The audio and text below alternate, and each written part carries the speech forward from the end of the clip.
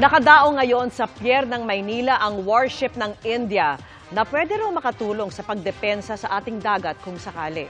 Handa ring tumulong ang Amerika pero sabi po ng AFP, wala pang act of war. Nakatutok si JP Soriano.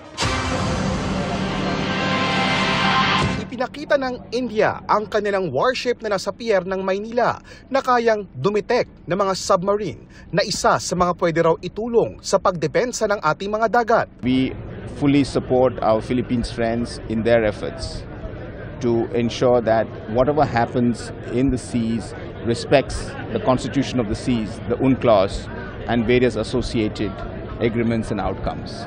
Dagdag ang India sa humahabang listahan ng mga bansang sumusuporta sa Pilipinas, lalo't kaugnay ng tensyon sa West Philippine Sea. Ang hepe naman ng Armed Forces ng Amerika nakipag-usap sa hepe ng ating sandatahang lakas. Willing silang tumulong sa atin dahil nga dun sa ating Mutual Defense Treaty, nakasaad doon na if an armed attack happens on any one of us, the other party to that treaty should be able to support the other. Pero sa ngayon, hindi kailangan yan dahil hindi pa raw armed attack ang turing sa paggamit ng water cannons, kaya wala pang act of war.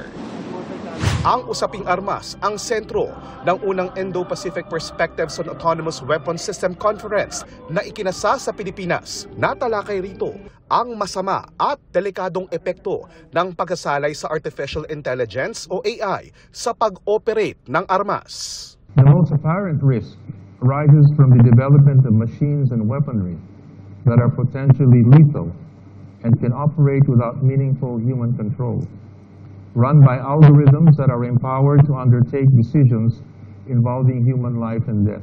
Para sa GMA Integrated News, JP Soriano, nakatutok 24 oras. Mga kapuso, kasama nyo kami 24 oras. Mag-subscribe sa GMA Integrated News sa YouTube. Sa mga kapuso abroad, bisitahin ang GMA Pinoy TV at www.gmanews.tv.